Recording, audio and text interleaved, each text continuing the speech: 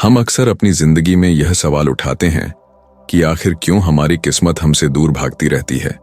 जब मुश्किलें आती हैं तो हमें ऐसा महसूस होता है जैसे हम किसी बुरी किस्मत के शिकार हो गए हैं।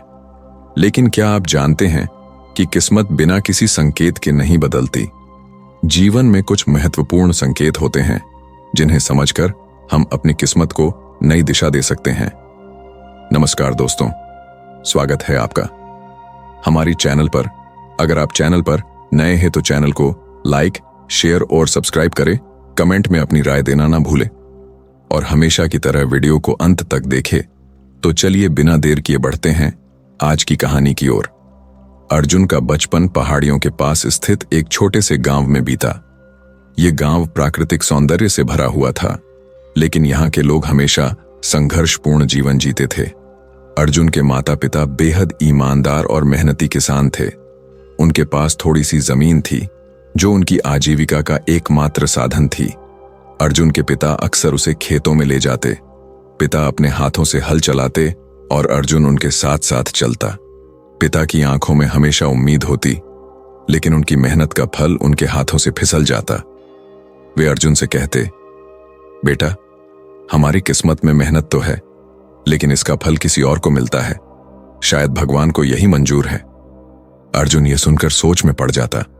वह आसमान की ओर देखता और अपने मन में सवाल करता, अगर भगवान है तो वे हमारी मेहनत का फल हमें क्यों नहीं देते। गांव के बुजुर्ग अक्सर कहते, अर्जुन, तुम्हारी किस्मत तुम्हारे हाथ में नहीं है। जो लिखा है वही होगा। इसे बदलने की कोशिश मत करो। यह सुनकर अर्जुन के मन में और सवाल उठते। वह समझ नहीं पाता कि मेहनत करने के बाद भी परिणाम क्यों नहीं मिलता। एक दिन अर्जुन ने अपनी मां से पूछा, मां, क्या किस्मत को बदला नहीं जा सकता?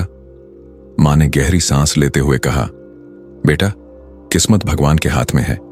हम केवल मेहनत कर सकते हैं, बाकी उनका काम है। लेकिन यह जवाब अर्जुन को संतोषजनक नहीं लगा। उसके मन में एक जिद पैदा हो गई कि वह इस सवाल का जवाब जरूर ढूंढेगा। अर्जुन ने अपना जीवन संघर्ष में बिताया। जब बारिश होती तो वह खेतों में दौड़ता, मिट्टी को सही जगह पर जमाने की कोशिश करता ताकि फसल खराब ना हो। कभी कभी बारिश इतनी तेज होती कि खेतों में पानी भर जाता। वह अपने हाथों से पानी निकालने की कोशिश करता। कीचड़ में सने पैर, भीगे कपड़े और ठंड में कांपता हुआ भी वह फसल बचाने की पूरी कोशिश करता।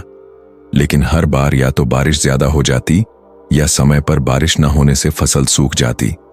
जब धूप तेज होती तो अर्जुन सुबह से शाम तक खेतों में काम करता।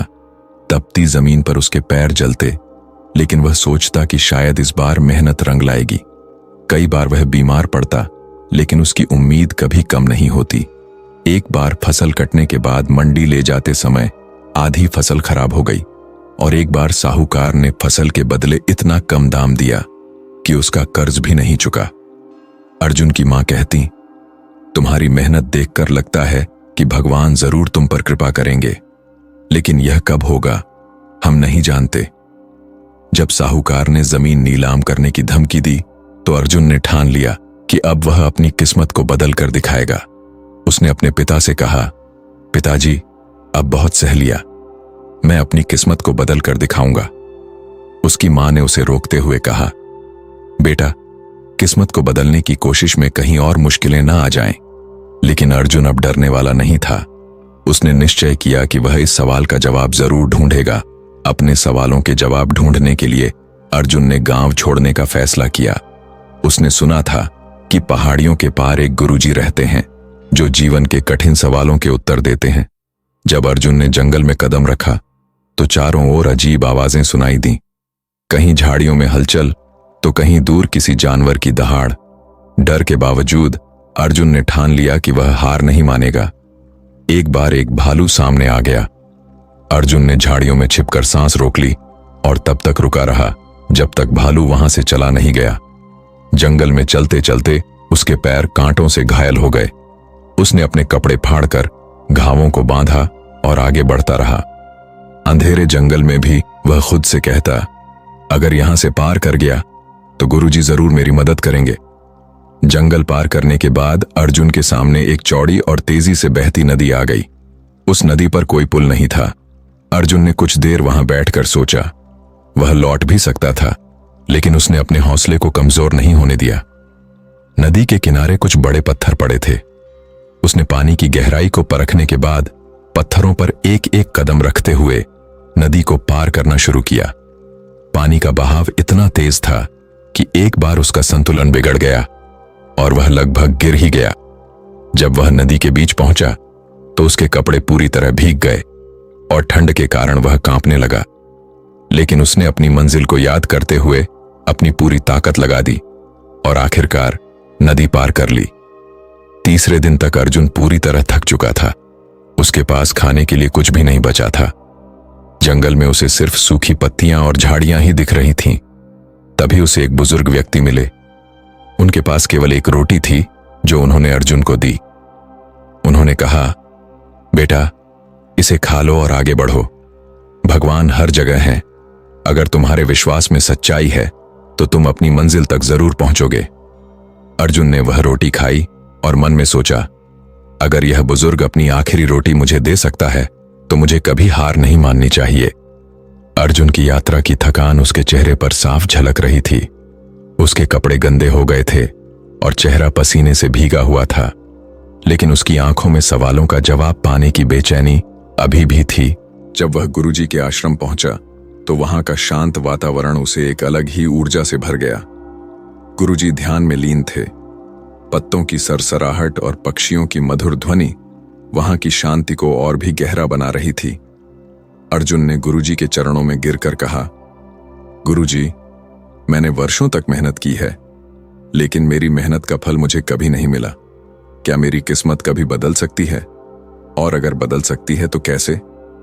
गुरुजी ने अपनी आंखें खोली। उनकी आंखों की गहराई अर्जुन के भीतर तक उतर गई। उन्होंने एक हल्की मुस्कान के साथ अर्जुन की ओर देखा और बोले, बेटा, तुम्हारी मेहनत व्यर्थ नहीं है। भगवान हर इंसान को संकेत देते हैं कि उनकी किस्मत बदलने वाली है, लेकिन अधिकतर लोग उन संकेतों को पहचान नहीं पाते। अर्जुन ने अधीर होकर पूछा, गुरुजी, ये संकेत कौन कौन से हैं और मैं उन्हें कैसे पहचान सकता हूं? गुरुजी ने शांत स्वर में कहा, तुम्हारे सवाल का जवाब मैं तुम्हें एक कहानी के माध्यम से दूंगा। यह कहानी राजा विक्रम की है। यह तुम्हें सिखाएगी कि किस्मत बदलने से पहले कौन कौन से संकेत मिलते हैं। ध्यान से सुनो। गुरुजी ने राजा विक्रम की कहानी सुनाना शुरू किया। उन्होंने बताया कि उज्जैन के एक प्रसिद्ध राजघराने में जन्मे विक्रम ने बचपन से ही अपने पिता से राज्य की जिम्मेदारियां निभाना सीखा। लेकिन जब विक्रम राजा बने तो उनके राज्य पर एक के बाद एक आपदाएं टूट पड़ीं। लंबे समय तक बारिश नहीं हुई, अकाल पड़ा और प्रजा भूखमरी का शिकार हो गई। विक्रम ने अपनी प्रजा को राहत देने के लिए कई प्रयास किए, लेकिन हर बार उन्हें असफलता ही हाथ लगी। राजा विक्रम निराश हो गए और सोचने लगे कि क्या उनकी किस्मत ही खराब है। तभी एक दिन एक वृद्ध गुरु महल में आए। उन्होंने राजा विक्रम से कहा, राजन, ईश्वर किस्मत बदलने से पहले 3 संकेत भेजते हैं। अगर तुम इन संकेतों को समझ सको तो तुम्हारी किस्मत जरूर बदलेगी। विक्रम ने उत्सुकता से पूछा, गुरुजी, ये संकेत क्या है? दूसरा संकेत है अप्रत्याशित मदद। कई बार तुम्हें ऐसे लोग मिलते हैं जो तुम्हारी मदद करना चाहते हैं या तुम्हें सही सलाह देते हैं।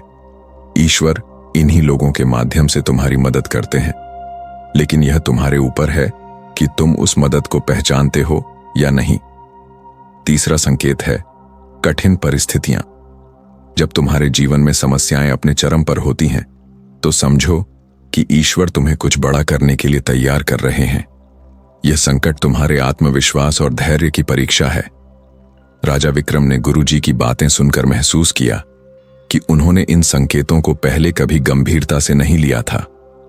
उन्होंने ठान लिया कि अब वे इन संकेतों को समझेंगे और अपने राज्य को फिर से समृद्ध बनाएंगे। गुरुजी ने अर्जुन से कहा, ईश्वर तुम्हें भी संकेत भेज रहे हैं। अब यह तुम पर निर्भर है कि तुम उन्हें पहचानो और अपने जीवन को बदलो। अर्जुन ने सिर झुकाकर कहा, गुरुजी, अब मैं हर संकेत को समझने और अपनी किस्मत बदलने का प्रयास करूंगा।